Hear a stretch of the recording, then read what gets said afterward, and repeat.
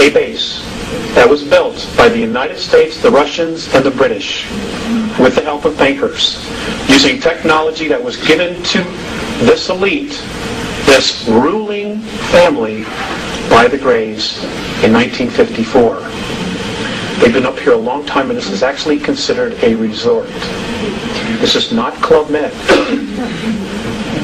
This area here apparently is a domed complex inside this crater, and I'm told that the world government picked this area because there's water underneath it.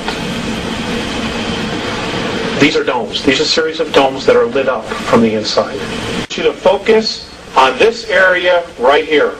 I want you to focus on this structure in here. For those of you who are architects, please feel free to, say something about this. This area right here, you can see the curves, the angles. There's another bridge here. I want you to notice these lit up objects inside the bottom of the crater. We've got a close-up of it. Next slide, please.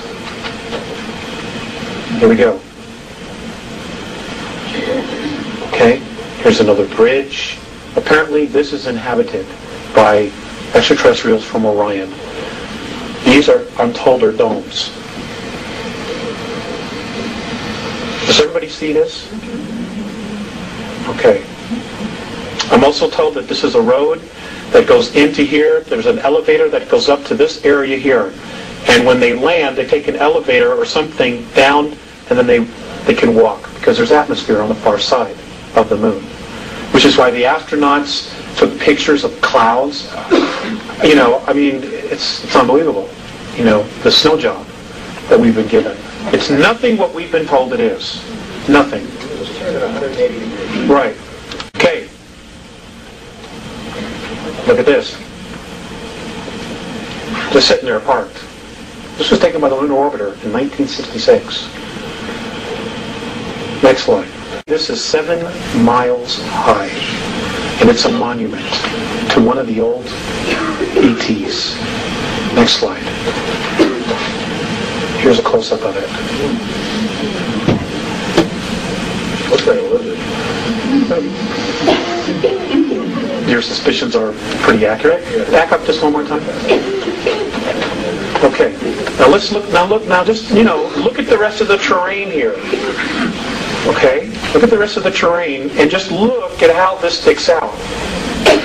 7 miles. How come our astronauts missed it?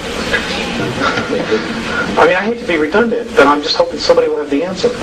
There are 35,000 full-time human beings from Earth living on the moon. And they are Aryans by birth. Now, let me just say that one more time. They are Aryans by birth. They are Aryans by birth. You're going to have to research one, because if I come right out and say it, I'll get in deep trouble. This is why the focus is on destroying the United States of America.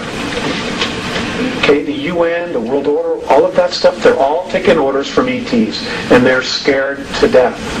But they're willing to sacrifice this nation. They're willing to kill 3.5 to 4 billion people to maintain their place as the new priesthoods. This is Sumeria, this is Egypt all over again, but on a much grander scale, because now you've got 6 billion people living here. Several years ago, I ran into a real, honest-to-gosh government insider. He's dead now, but he told me 3 things, and one was that we had been going to the moon since 1962, that the population of Mars was 600 million, and they looked just like us, and the other thing was that he had worked on a piece of mining equipment that was to go to the moon. He said, John, he said, we built this thing down in Alabama, way out in the nowhere. He said, it was so enormous. He said, when we finished the project, he said, I actually rented a little airplane. He said, I'm a private pilot, and flew around this piece of equipment just to get an idea of how big it was. And I said, geez, that's fantastic. How did they get it to the moon? Yeah. He said, I don't know. And that's the deal in compartmentalization. You get to know a little bit of the program, but you don't get to know the whole thing. So he knew a little bit, but he didn't know the whole thing. What an now, incredible... if you ask where the operations are from now and how they keep them so secret, I think it's Antarctica.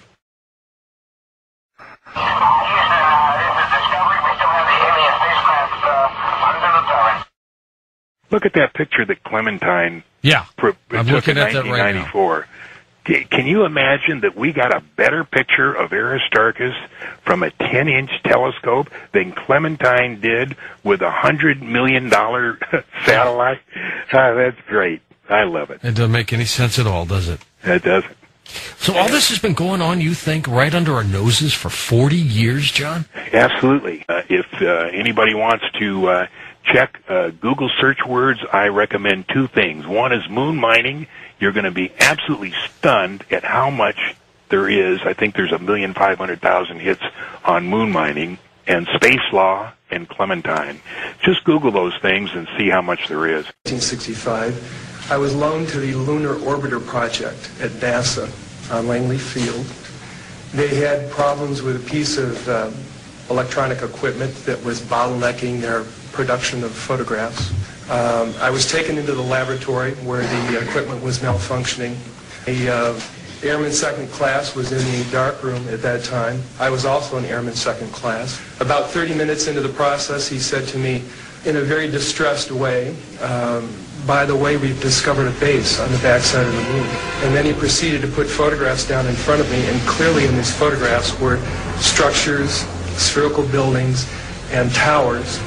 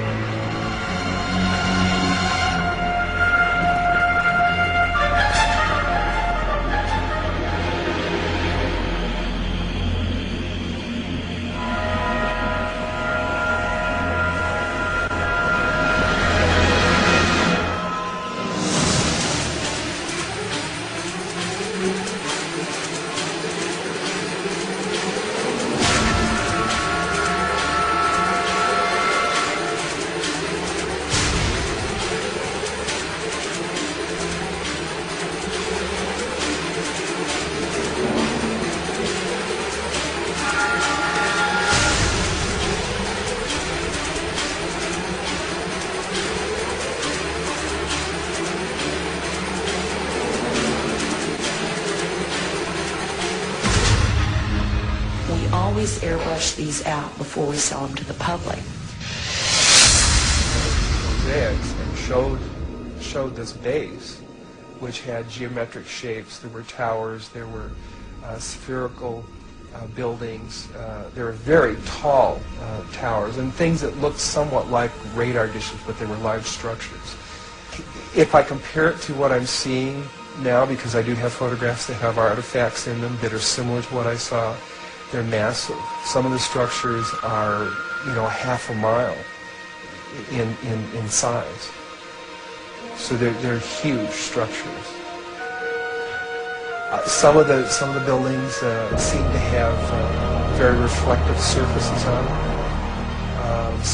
A couple of structures that I saw reminded me of cooling towers at power generating plants. They had that sort of a shape. Some of them were just very, very straight and tall with a flat top. The particular shot that I saw, there were several clustered together over a landscape, a fairly large landscape.